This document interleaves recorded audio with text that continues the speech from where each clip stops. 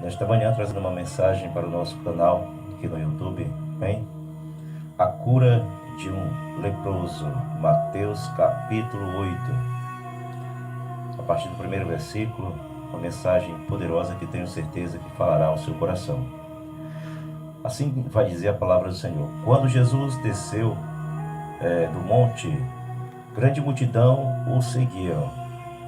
E eis que veio um leproso e adorava, dizendo: Senhor, se quiseres, pode tornar-me limpo. Jesus, pois, estendendo a mão, tocou-o, dizendo: quero ser limpo. No mesmo instante ficou purificado da sua lepra. Glória a Deus. Aqui fazendo uma paradinha, terceiro versículo, para falar um pouco. Bem, esse leproso, ele tomou a atitude que muitas pessoas poderiam não ter tomado, simplesmente se entregar à morte, né? Se entregar à destruição e não buscar o dono da bênção. Mas ele buscou naquele momento a falar com o dono da bênção, chegou a ele e então ele recebeu a sua cura. Nós estamos falando de uma lepra no corpo, de uma lepra carnal, de uma lepra materialista. Não estamos falando aqui de uma lepra espiritual. O que me atenta hoje é que muitas pessoas não estão somente com lepra, né? Aliás, não estão com lepra no corpo, estão com lepras na alma. E mesmo estando dentro da igreja, muitas pessoas permanecem com suas lepras, porque ainda não se chegaram a Cristo, se chegaram apenas à igreja, mas não se tornaram ainda a igreja. É o que está faltando em cada um de nós, nos tornarmos isso, a igreja, e deixar, portanto, que o Cristo Salvador tire, portanto, de nós todas as lepras espirituais que estão ainda em nossas almas, que são os espinhos do pecado. Muitos não estão se amortecendo, muitos não estão buscando a sabedoria do alto. E como tem, né, obras de Deus também, onde muitas pessoas que tomam conta da obra precisam muito, né, de ter mais sabedoria espiritual, para que assim não venham se agravar lepras no meio da congregação ou nas pessoas que estão diante da congregação. Se são casais, que sejam sábios, se sejam missionários ou missionárias, solteiras, que sejam também sábios, para que então não venha a decadência, a ruína, né, do ministério. E seja só adorador, mas que também busque, portanto, se entregar de verdade para aquele que cura suas lepras. Porque se apenas confessou com os lábios, mas o coração não está entregue ainda, é claro que a decadência espiritual muitas vezes não tarda. E de uma forma ou de outra, o inimigo tem preparado trabalhar alguns trabalhos sobre essas lepras, né? Para que elas, portanto, sejam mais ainda impuras, sejam mais ainda danificantes à alma. Aqui eu quero continuar no verso 4, diz assim: Disse-lhe então Jesus: olha, não contes isto a ninguém, mas vai, mostra-te ao sacerdote e apresenta a oferta que Moisés determinou para lhe servir de testemunho. Esse fato aqui no final também quero relatar.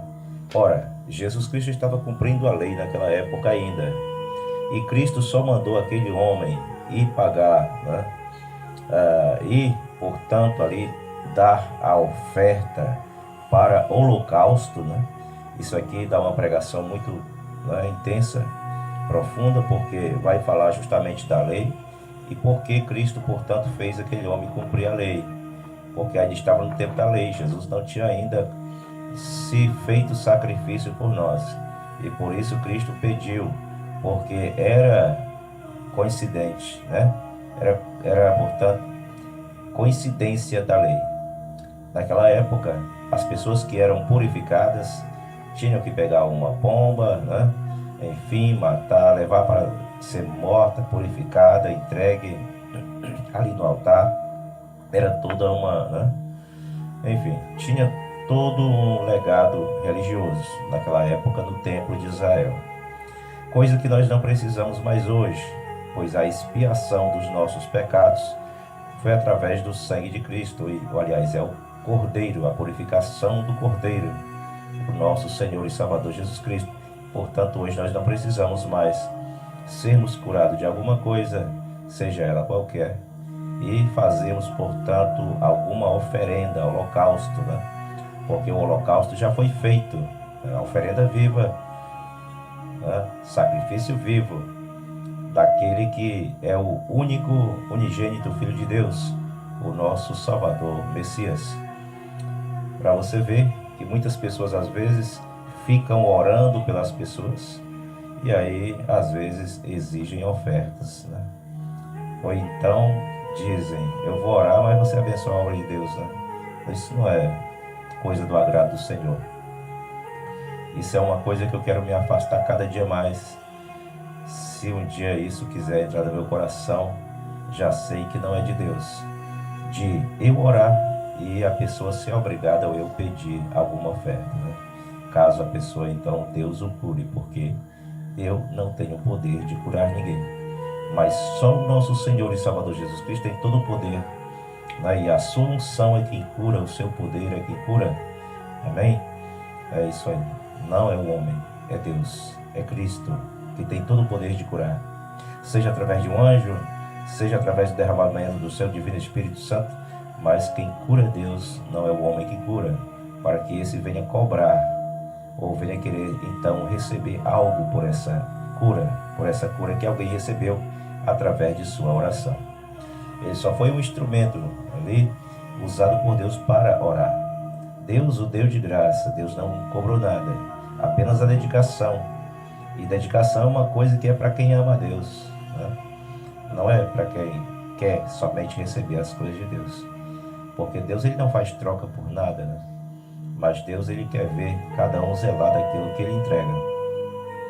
Aqui eu quero, portanto, ainda me aprofundar nessa questão da própria lepra em si.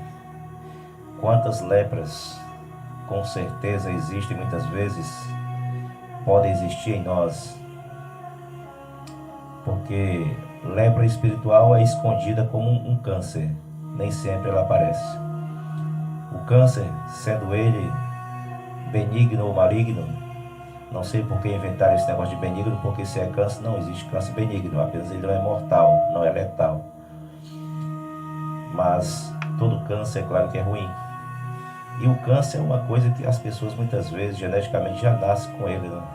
Muitas vezes pode ser nos ossos, pode ser na pele, pode ser já na própria alma mesmo, né? Porque somos filhos do pecado, até que não se tenha, portanto, a razão, né? A razão pela qual se vive, não se reconhece essa razão. E o dono de tudo, né? Que rege toda essa razão da vida. Então, enquanto não se encontra Deus, as lepras não caem, as lepras não desaparecem. Mas bem, qual será a pior lepra, né? Existem muitas pessoas que podem até ser coxos. Existem algumas pessoas que podem ser mancas.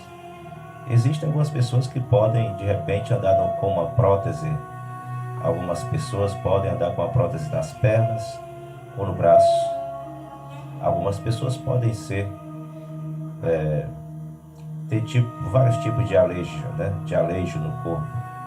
Ou então ter alguma ferida que praticamente é incurável, como por exemplo quem é diabético. Mas eu não falo dessa como as piores lepras que existem. As piores lepras que existem são as lepras realmente ligadas ao tal pecado, porque essa é a lepra que nos aparta de Deus. E nós temos que correr incansavelmente, né?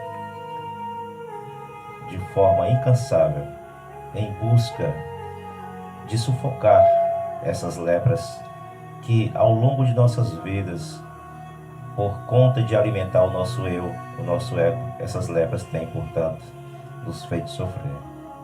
Eu quero aqui deixar meu abraço, que a paz do nosso Senhor e Salvador venha, portanto, tocar os nossos corações. Que a paz do nosso Senhor e Salvador Jesus Cristo venha, portanto, aquecer as nossas almas neste momento. E que esta mensagem, ela venha, portanto, fluir em nossos corações e dar frutos, frutificar para a vida eterna. Amém? Fica com Deus, tudo de bom para você. Compartilha este vídeo e que Deus abençoe sua vida. Amém?